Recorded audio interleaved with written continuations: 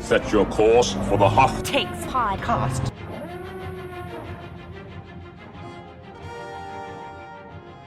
Welcome to Hoth Takes. I'm Eric Geller. I'm Grace Seegers. And I'm Haley Bird-Wilt.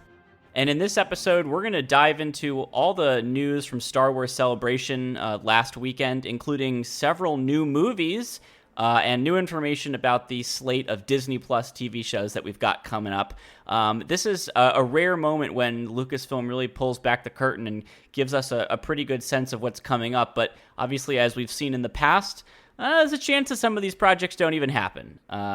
We've certainly heard about things in the past, like the Rogue Squadron movie, that never came to fruition. So I guess the question is whether in a year or 2 years we'll look back at this episode as kind of silly. But either way, it'll be a good time capsule of how fans are reacting in the initial days after Celebration. So let's dive right in.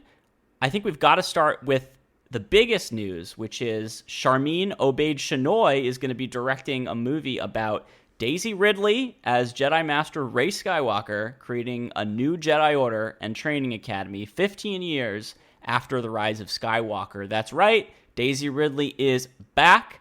How do we feel about this? Grace, go ahead.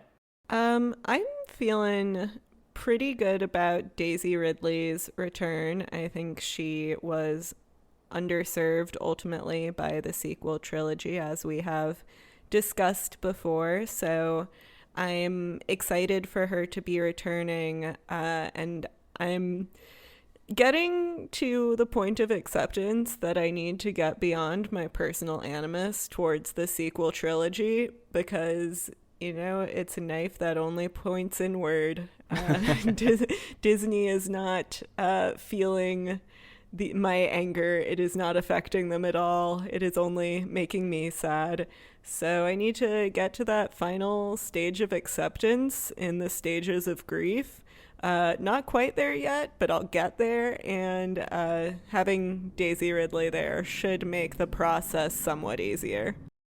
I'm very excited about it because I like Daisy Ridley, and I feel like the ending of the sequel trilogy was disappointing.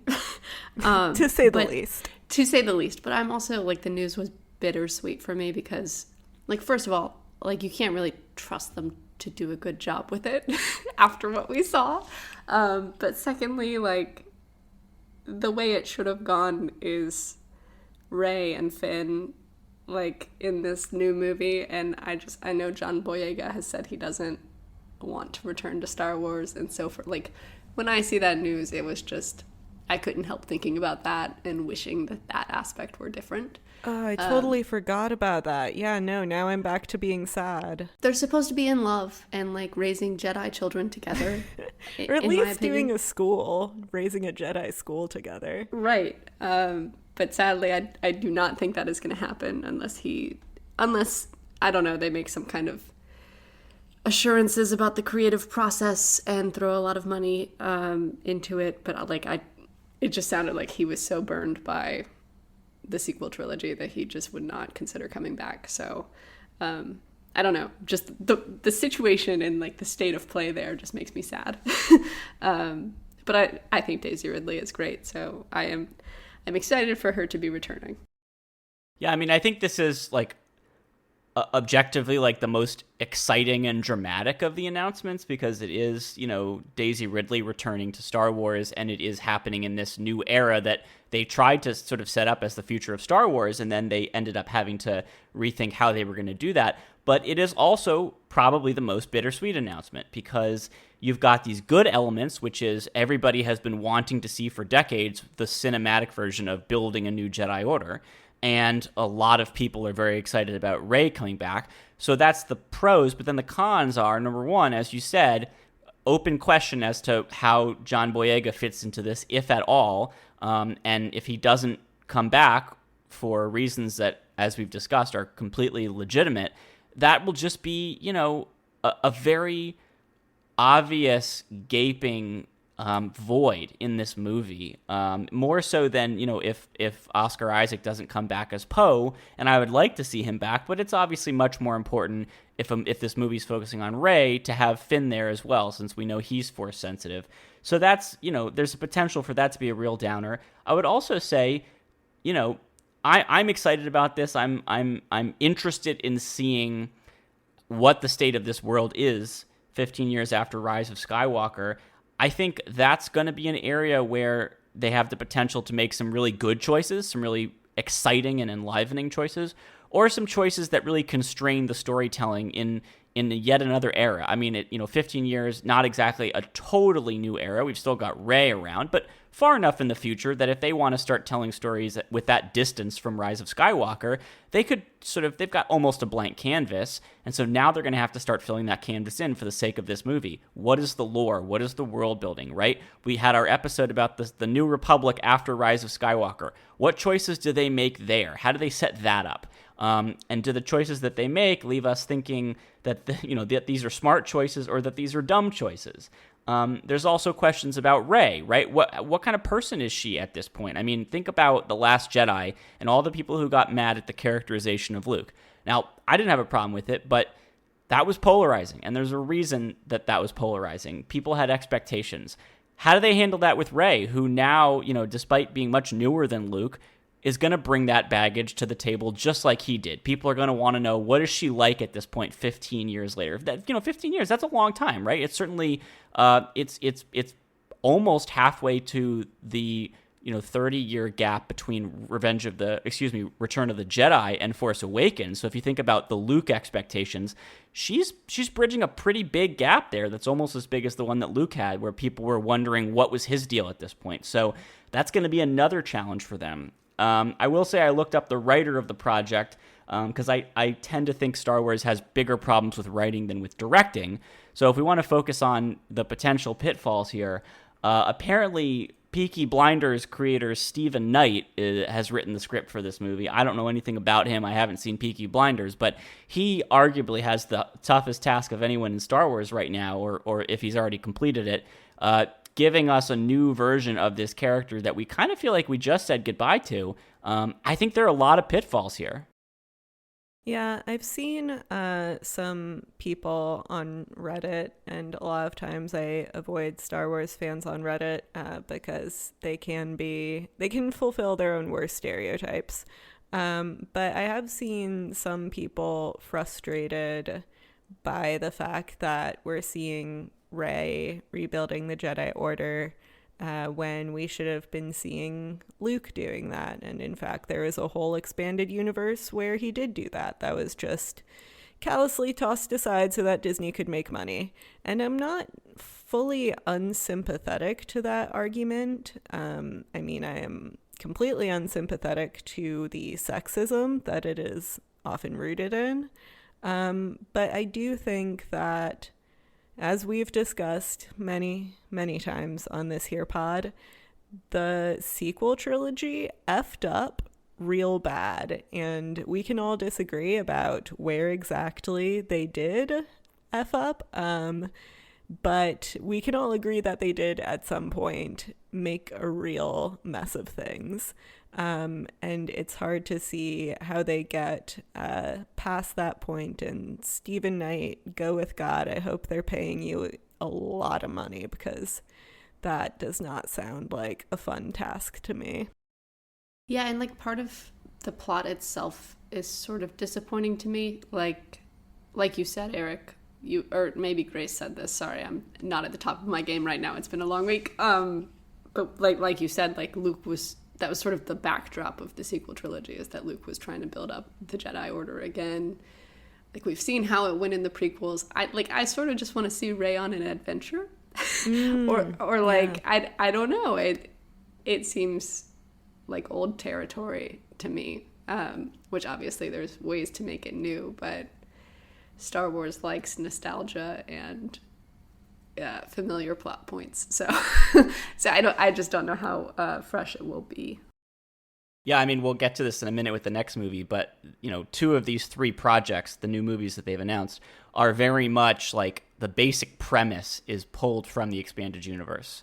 and heavily rooted in it. And so, that could be good because it's, they're not casting themselves out into the great beyond and trying desperately to come up with some way to do the story. They have a template that they can pull from if they want. Or it could be bad because no matter what they do, there are some people who are just, this is not what they want to see. They want to see Luke Skywalker rebuilding the new Jedi Order like he did in the books. I mean, there's, I guess, neither of you are big expanded universe people, but for those of you out there who have read all those books, there's a 19-book series called The New Jedi Order, which was sort of the cornerstone of that era where Luke has rebuilt the Jedi Order and they now face a threat from this race of extragalactic invaders who are immune to the Force called the Yuuzhan Vong.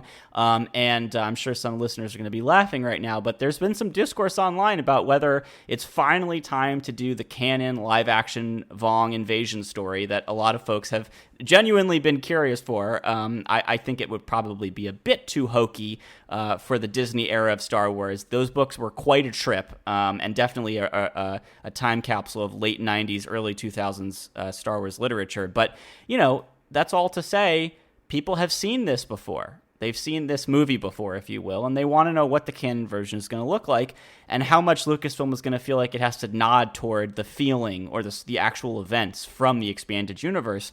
This is one of those few times, at least so far, when Disney has done something that brushes right up against a concept from the EU. They've brought in specific characters from the EU.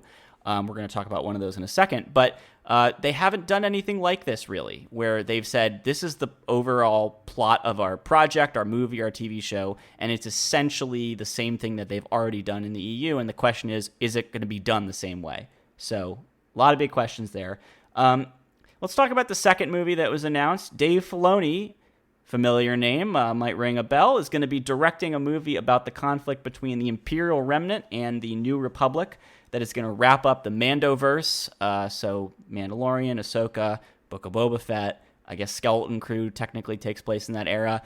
So this is probably going to be one of those movies that happens later on, because I think they're probably going to want to get in one more season of Mando, perhaps a second season of Ahsoka before this movie comes out. But I'm curious to hear what you two think of this, because, I think it makes a lot of sense to end this era of Star Wars TV with a movie taking something of a page from Marvel's book. But I worry that, I love Dave and I love the stories that he's told, at least most of them, but he certainly has a reputation for fan service and, fondness for his own characters that tends to get expressed in a certain way. And I don't necessarily know that that is the right recipe for a big screen audience where you really need to hook them as regular people who want to see a fun movie and not as Star Wars fans who want the next chapter in the Star Wars story. I don't know. Haley, you want to take this one first? Do you think that Dave has the chops for this? I really like Dave. I think he does great stuff, but I hate that they are taking the Marvel plan here and implementing it with Star Wars. I just think there's too much of a risk of them that you won't be able to have a story in the movie beyond in between all of the characters from the shows being introduced into the plot. Yeah.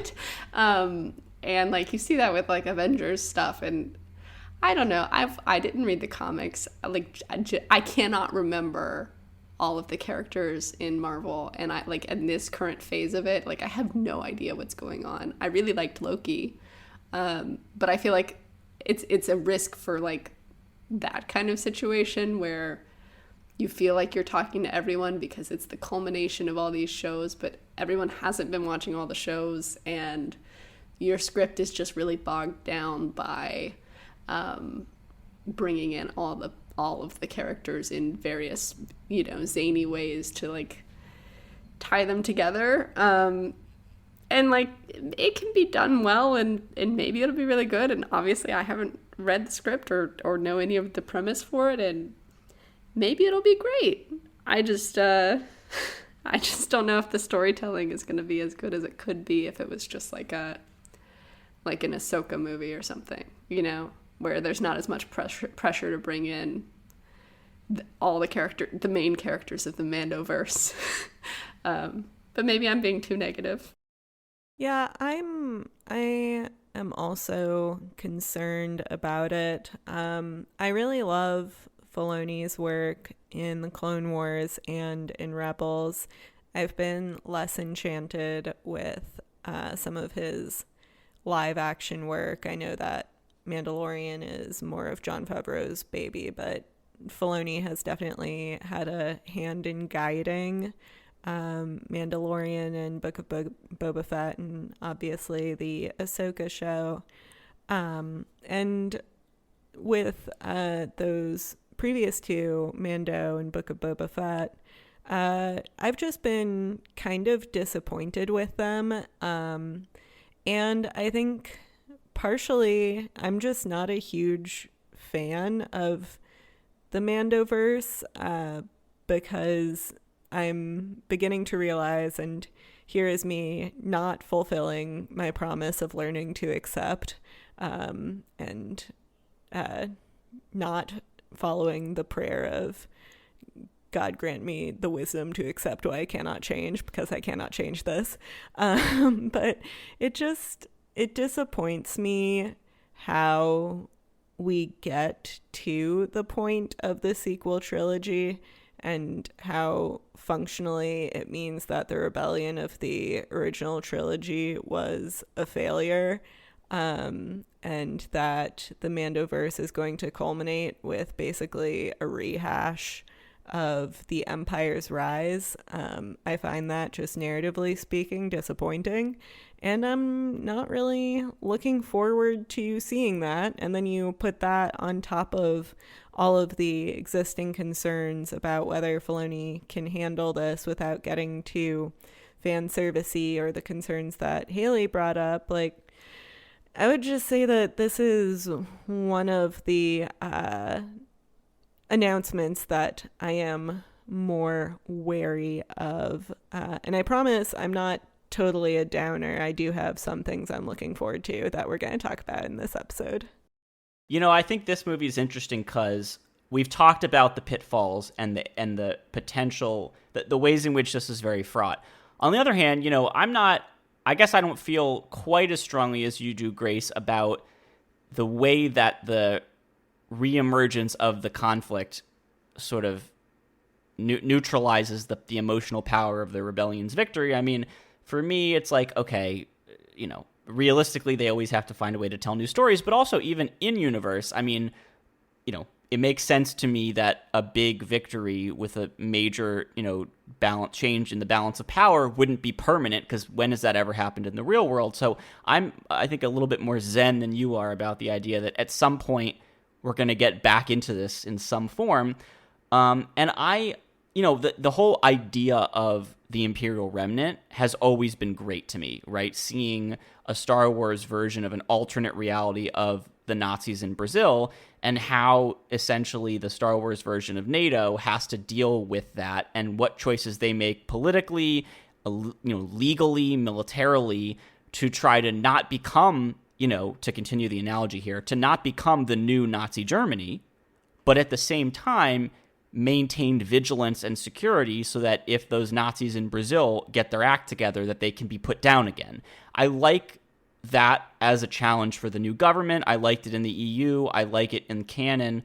I think for me, the big question is, how are they going to follow up on the events of the books and comics leading up to and then actually chronicling the Battle of Jakku, which is, you know, that's obviously the official end of the war, the final destruction of the Empire as a governing organization, and then that leads to the Imperial Remnant coming along. But how are they going to connect what we've seen in the literature and the video games to the new threat, you know, with Thrawn coming in and bring everybody together? How are they going to sort of make those two phases of this conflict feel seamless and feel like one naturally led to the other? I mean, I think that's going to be a really interesting question, you know, the extent to which they look to the books and comics and kind of make references back to those things that happened, you know, a few years earlier. But as I said, you know, I'm interested in the general idea. I mean, this goes back to, like, if the Daisy Ridley movie is them basically remaking Luke, creating the new Jedi Order from the books, this Dave Filoni movie is essentially them remaking the Thrawn trilogy, where Thrawn emerges and pulls everybody together and gives the New Republic a real challenge. So, how much fan expectations play into the reaction to this movie, that's also going to be something that's really interesting to see. I want to move on to the next thing, but before we do that, and this is tangential, but for my peace of mind, I want to clarify that I'm not opposed to the idea of the Imperial Remnant. I think it's a really cool and interesting and natural idea, because obviously the Empire wouldn't be wiped out in one fell swoop. What I'm frustrated by is fundamental to the sequel series, which is that's basically a retelling of A New Hope, and the Empire has basically reemerged as it was, and it's like there's been no progression.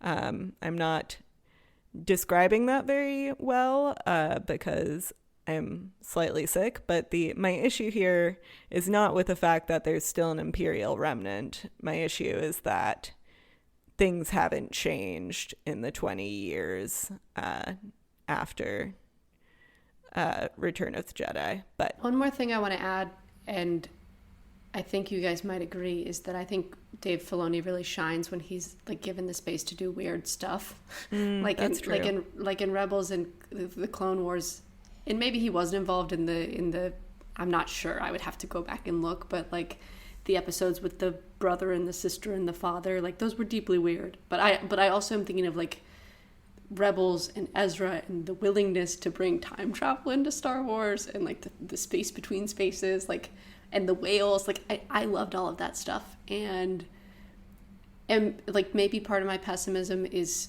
coming from the Jon Favreau comments that, like I don't have an end goal for Mandalorian in mind. So I'm like skeptical about how the storytelling is gonna go if it doesn't seem like it's already put together now.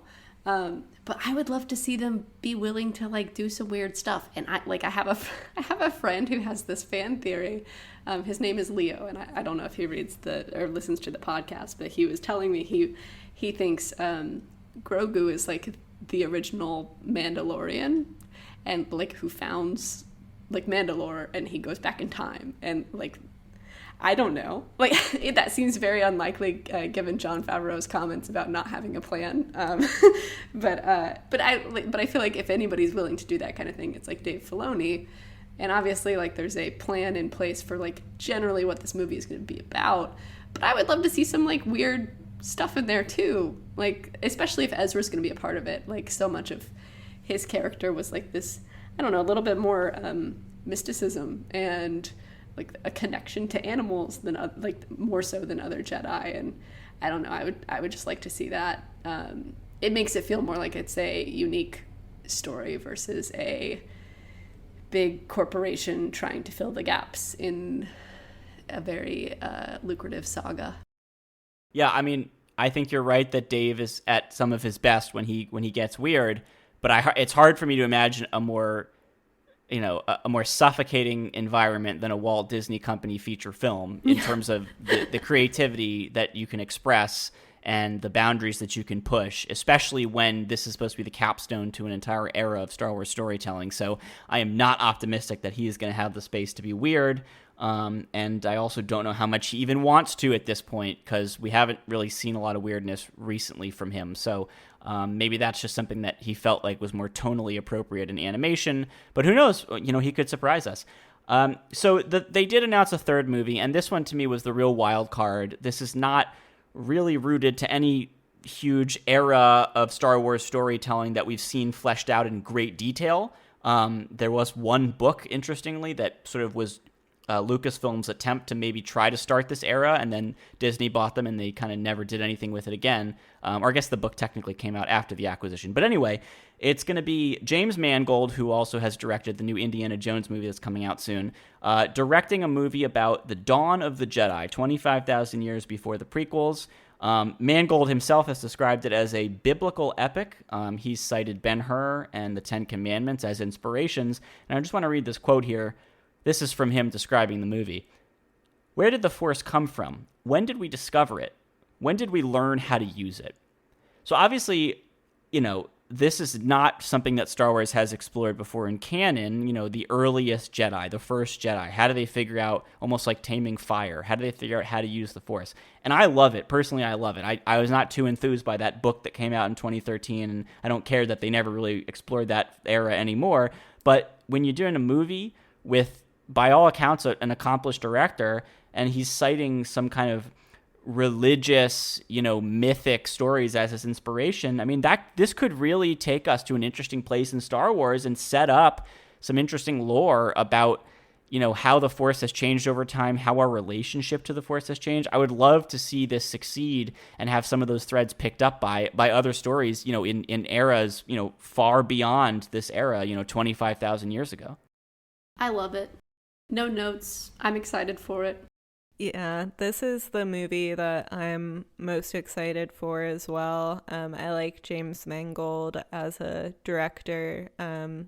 He has directed a couple westerns that I really love. So in the aughts, he directed 3:10 to Yuma. And then more recently, the movie of his that I really loved was Logan, which is just a really great superhero movie. And so I'm excited to see his vision for this. And I think we all just talked about how much we love the weird stuff. And we've talked before about how the Mortis arc with the sister and brother and father is among our favorites in the Clone Wars. So anything, and we all love religion in science fiction. So anything that delves into the Force and the origins of the Jedi under a competent director, like, to me that sounds like the movie project with the most promise to come out of the Celebration announcements. Yeah, I mean, we haven't really seen a lot of detailed storytelling on the Force almost as its own character and how using the Force affects the Force. I mean, is there an intentionality behind it? I think the Mortis arc is really one of the only examples where we get the sense with both the father, son, and daughter, but also with those Force priestesses, we get the sense that there is another almost dimension to the reality of the Star Wars galaxy. There was a very Battlestar Galactica kind of feel to it in terms of this notion that there's something beyond what we're capable of understanding. There is something beyond the mortal plane, and there's a realm that we can't access. And it's not that the Force is a person sitting there like a god watching and making jokes and making decisions, but if there is some kind of presence beyond the capability of mortal beings to understand, that would be a really interesting idea, not necessarily to introduce to Star Wars, because I think Mortis started to get at that, but to expand upon. And so whether it's the Mortis characters or the world between worlds, I mean, they've given us a lot of places where they could take the story. And I also think that just conceptually, it's a new type of, almost a new genre for Star Wars. And so this could be the one that brings in the most normal people, frankly, right? The people who don't have a stake in ongoing Star Wars stories, because it's also the one that's the least tethered to any of those stories. So I'm intrigued. But of course, we didn't just get movie news. We also got some TV news. Let's start with the biggest show, but probably the one that we have the most mixed feelings about, Ahsoka. We did get a trailer for Ahsoka. We learned about some of the new cast members. So Mary Elizabeth Winstead is going to be joining the show as Hera. Lars Mikkelsen, widely rumored to be playing the big blue man himself, is indeed going to be Grand Admiral Thrawn in Ahsoka, and by all accounts, he looks pretty damn good. And we're going to get some other familiar characters. Mon Mothma was in the trailer. And if folks watch the episode of the Clone Wars where they go and build their lightsabers, the Padawans, you might recognize Huyang, voiced by Doctor Who's David Tennant. So he's going to be in the show as well. And then another interesting one, we're going to meet a New Republic senator who we've seen before in the animated series Star Wars Resistance. He's a senator. He's the father of the main character of that show. And so we're going to be seeing him, presumably a little bit more of a focus on the politics of the New Republic in this show to some degree. I guess all I can say here about this is I'm excited that we're seeing more of these characters. I'm excited that we're seeing them undertake this mission. I'm excited to see Thrawn come into play. But I really wish this were an animated series, and I think that's all I'll say for the moment. Grace, your thoughts? Yes, once again, channeling the serenity to accept the things I cannot change, including that this will not be an animated Rebels sequel, which continues to bum me out, but nevertheless, I am persisting, and will probably watch it. But the thing that does most excite me is Lars Mikkelsen playing Thrawn in live action as he voiced him in Rebels. I'm excited to see his portrayal in live action. And I'm really hoping that they do the characters from Rebels justice and the ideas from Rebels. Like, we catch a snippet of the world between worlds in the teaser trailer. So I'm hoping they do some of those ideas justice. And I never read Heir to the Empire, but I know people are very passionate about it. And I've read Timothy Zahn's now canon Thrawn books and love them. So hope that is done justice. I am once again feeling as if they really shouldn't have thrown out the EU only to repurpose its mangled corpse in these shows and movies. But, you know, you can't change the past. I am not Ezra Bridger. And so I'm trying to take a Zen attitude on this and accentuate the positives. You know, I'd watch a movie about Grace entering the world between worlds to stop the Disney acquisition. I would definitely watch that. This is the dumbest complaint, but if they don't make Sabine's hair shorter in the show, I'm gonna be so mad.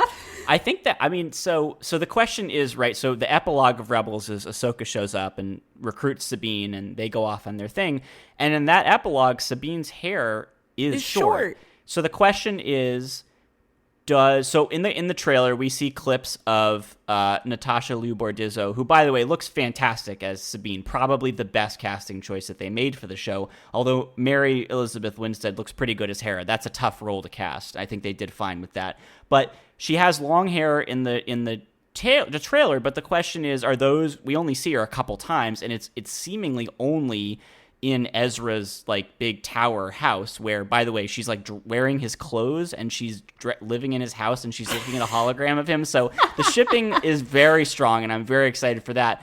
But so we only seem to see that at that point in the story. Is that all pre-epilogue, and is she actually going to have short hair throughout the rest of the show? They've released a preview. The first image of her when she was cast was short hair. So Haley, I think you're going to be fine. It just, for some reason, it just looks incorrect, you know? I if love they kept it long, I'd be annoyed. It just looks so good. It looks a little goofy to me. Now I'm bummed because it's not as chic as it should be. What if they make Ezra and Sabine romantic, and I don't want that? Oh, interesting. You don't want that. No, I like them better as brother and sister, like vibes. Okay. All right. Well, I definitely have never put on my sister's clothes and like lived in her house while looking at a picture of her on my computer screen. I hope not. So just throwing that out there as something I haven't done and won't do. I mean, I get it. I get it. They're a family, and that dynamic can feel a little bit weird retroactively if that's where they take it. So I get that. We just haven't seen like any romance in Star Wars this whole time. Except for Kanan and Hera, which remains the only truly successful romance that Star Wars has ever done. They gave us that and then killed him off instantly. Still mad.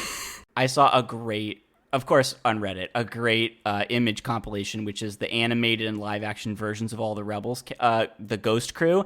And I'm sorry, just prepare yourself for this, but for Kanan, it was just the animated Kanan, and then the live action one was just like a skeleton.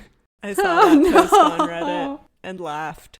But I do wonder if maybe like a hologram or a flashback, like could we get Freddie Prinze Jr. in here somehow? Like, can we make it happen? Hey, Eric, you were there, right? You were at the celebration. I was not. You would think I would be there because I'm an huge nerd, but no, it was in London and I couldn't make it come together, so I was not there for this. But it seems like it was a real fun time, and I'm happy for the folks who are, if this is the version of this story that you really want, and you're all about live action version of the story.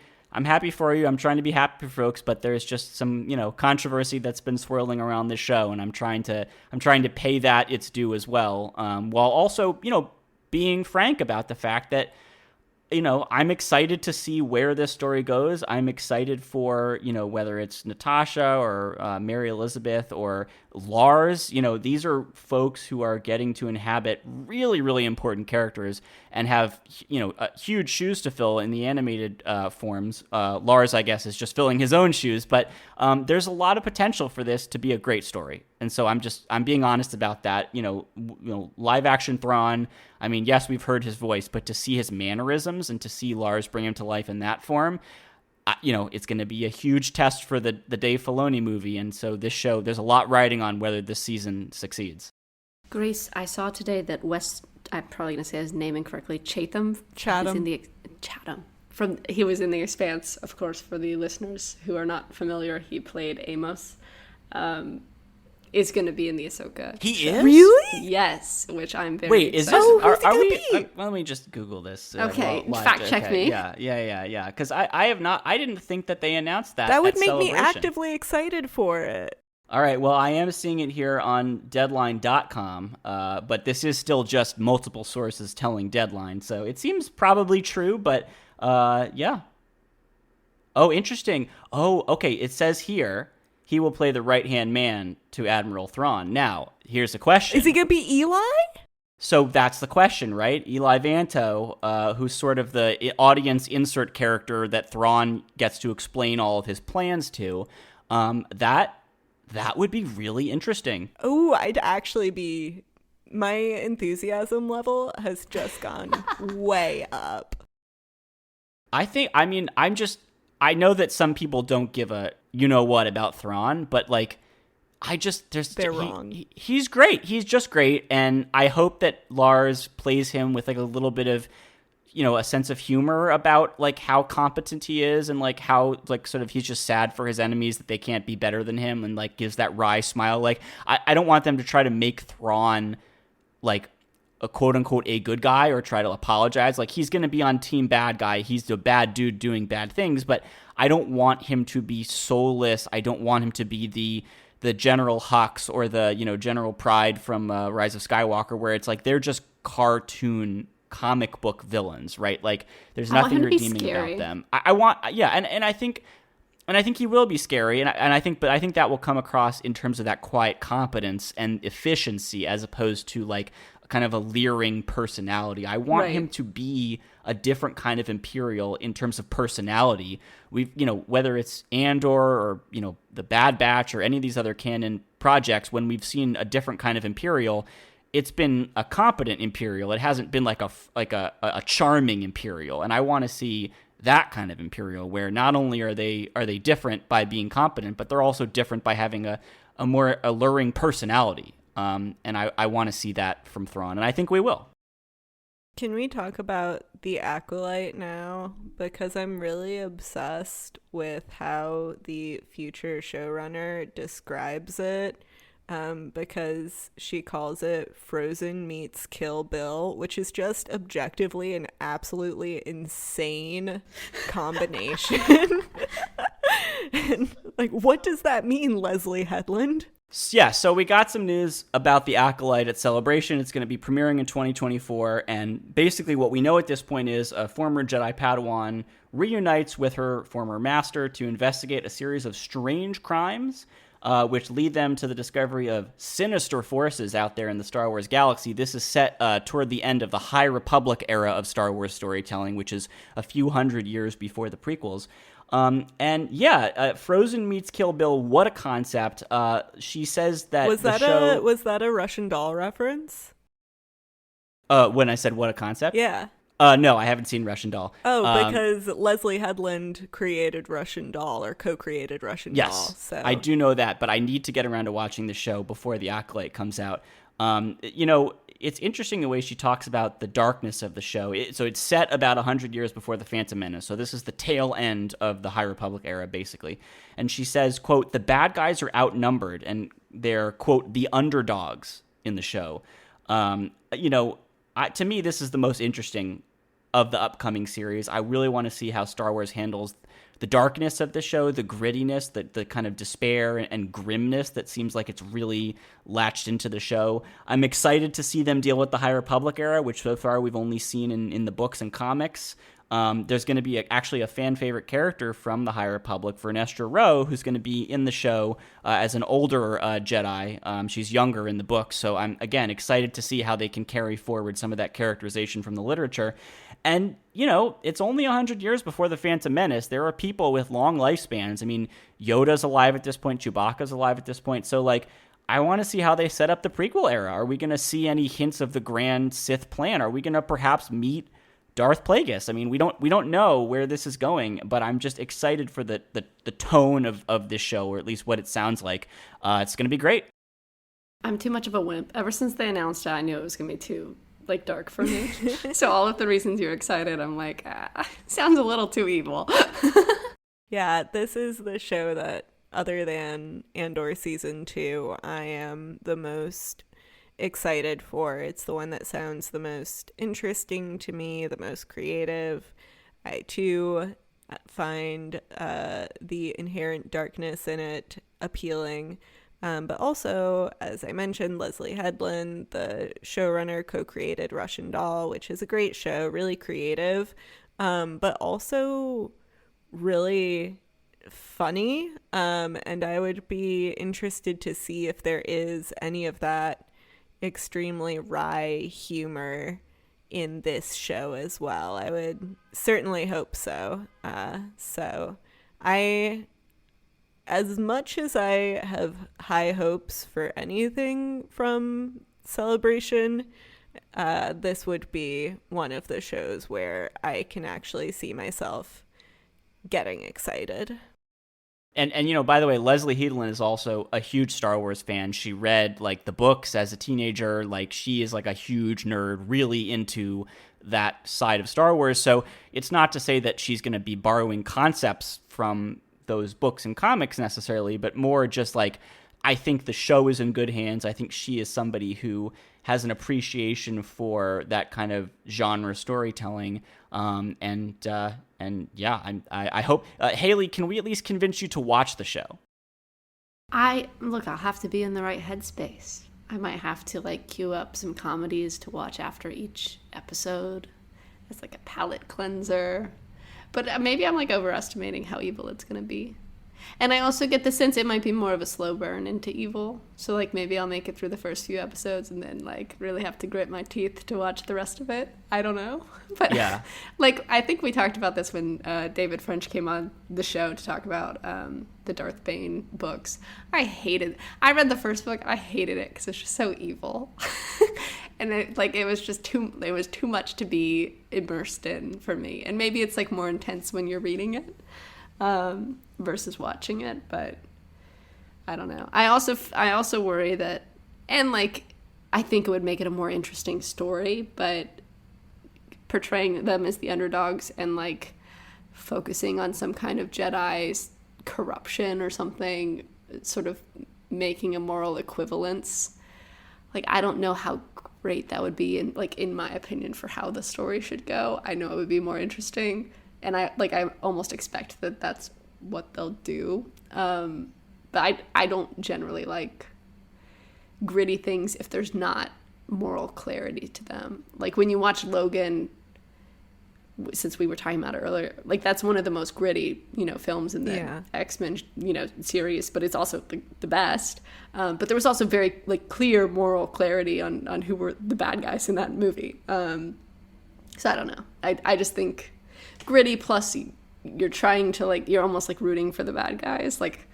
I'm just a bit of a wimp with that kind of stuff. I'm not a huge fan of it. So we'll see. I might be totally wrong. I might be able to handle it.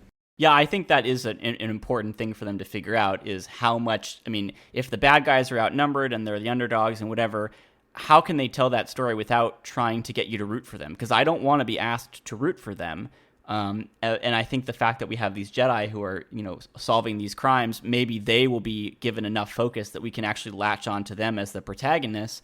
But, when you've already said from the get-go this is going to be a grim show, I think it's hard to resist the temptation to go full, full House of Cards or Game of Thrones with the level of sort of the lack of optimism and there's no light at the end of the tunnel. So I hope that, she doesn't go in that direction with the show. I mean, she's got a pedigree of, a quality television, so I'm not too worried. But yeah, I think she's got to figure out how to balance that so that because Star Wars has to ultimately be fun and bouncy to some degree. It has to be. You can't do Star Wars without that. And I don't think Disney would want to present Star Wars without that. Even Andor has a lot of heart and humor in it. So I think that's a question that, hopefully we'll see answered to positive effect next year. As we wrap up here, there was another, there were a couple other shows discussed at Celebration. We got a trailer for season 2 of Star Wars Visions, which is this animated anthology show, folks from different animation studios around the world contributing shorts. It looks pretty good. I wasn't a huge fan of season 1, but I think this one looks cooler. And then they talked about Andor season 2. We're not going to get into it here because go find the leaked footage from Celebration if you want, but it sounds good, and I'm looking forward to it. But the last show I want to talk about briefly is Skeleton Crew, another live-action show set in the Mando-Verse time period. It's about these... they've announced it previously, but they gave a little bit more detail. 4 lost kids, out on an adventure trying to find their way home. Jude Law, they have announced at Celebration, is going to be playing a Jedi who helps them out. And it's been described as Goonies meets Star Wars, which I haven't seen Goonies, but that kind of Amblin Entertainment, 1970s, 1980s kind of era of plucky, lighthearted storytelling. E.T. kind of another example of it. I think there's a great place for that in Star Wars, and I'm happy that there's going to be a show where little kids can see themselves and see themselves going on an adventure like this with a Jedi. So, I'm not expecting it to be the biggest show in terms of lore or anything like that, but it sounds fun, and I wonder how they're going to connect it to the other Mando-Verse shows. But either of you have any big thoughts on Skeleton Crew? It sounds wholesome, so I like it. My biggest thought is one of my hottest movie takes is that I hate The Goonies. I think it's a bad movie. I just don't like the title. I mean, it's a good title. Goonies Never Say Die, blah, blah, blah. But if you actually watch the movie, it's freaking boring. Nothing actually happens for the first half of it. All of the kids are super annoying. All they ever do is scream. It's got some really weird, racist and ableist undertones. It's not great. And I think we should all stop pretending that The Goonies is great just because of nostalgia. But that is, I only mention that because I don't want this to be like The Goonies because I don't like The Goonies.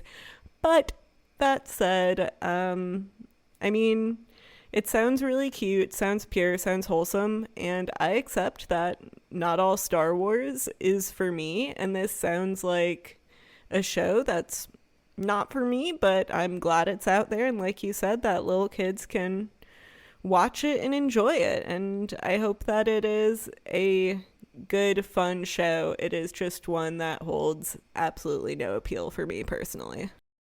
Haley, are you going to introduce your son to Star Wars through this television show? Well, I'll have to pre-screen it first. He also can only watch content in 15-minute bursts. He has only watched one movie, and it was Finding Nemo over the course of a week and a half. He would watch 15 minutes at a time. But he loves Nemo, which was great taste, actually. My plan is Rebels first, because it's a little less violent than Clone Wars. But who knows? I still remember my little brother when we watched A New Hope for the first time. He was probably 3 or 4. And he was obsessed with it. And I wasn't. I really liked the prequels a lot more. But I still remember him standing 3 inches from the TV screen, mouth open, enjoying it. So maybe I just need to put on A New Hope for Lewis. He might enjoy it just as much as his uncle did. Who knows? But yeah, I would have to watch it first. Grace says it doesn't sound like something for her. For me, I'm yes, I like wholesome. I hope there's jokes, like that. It sounds great. I hope they're precocious, and I hope they give Jude Law a lot of trouble, and I hope Right. he's like, "Oh, you kids," and they like do a little high five behind his back. To be fair, I do love the episodes of Clone Wars where they're making their lightsabers and going on little Yes. adventures. I do love those episodes. Those are really cute episodes. So if this show is in keeping with that spirit, I think it does sound fun. They can't be put in too much danger. No. That's my one audience feedback. I ever since I had Lewis, if there's a child and there's any kind of stakes, I can't handle it. So it needs to be only a little bit of suspense for this television show. So you don't want them to show up in the Mando-Verse crossover movie that Dave Filoni is doing, where they're they cannot be children soldiers in the war against the Imperial Remnant. Okay, good note. Well, I think there's something for everybody in this new era of Star Wars that we're entering into, and as we've talked about, some of it we're gung-ho for, and some of it we're a little bit more hesitant about, but I just hope that most of these get made so that, we don't look back on this episode of Hoth Takes in a few years and go, wow, we sound pretty silly talking about that Rey movie. It's too bad that Daisy Ridley was canceled for saying that horrible thing and they never made that movie. She would never. All right, well, thank you for listening to this episode of Hoth Takes. We hope you enjoyed it. If you want to share your thoughts about this episode or suggest topics for future shows, you can email us at hothtakes@gmail.com, or you can find us on Twitter. We are Hoth Takes on Twitter. Speaking of Twitter, I'm Eric Geller over on that website. Grace is Grace_Seekers, and Haley is Birdinator. Haley made our wonderful logo and banner art, and I edited this show and put together our music. Again, though, for legal purposes, we want to point out all Star Wars music and sound effects are the intellectual property of Lucasfilm. You can find a complete archive of past episodes on our website. That's hothtakes.wordpress.com. And hey, if you like the show, please share it with a friend. You can find Hoth Takes on all the major podcasting platforms, including Apple Podcasts, Google Podcasts, Spotify, and Stitcher. We'll see you next time. May the Force be with you.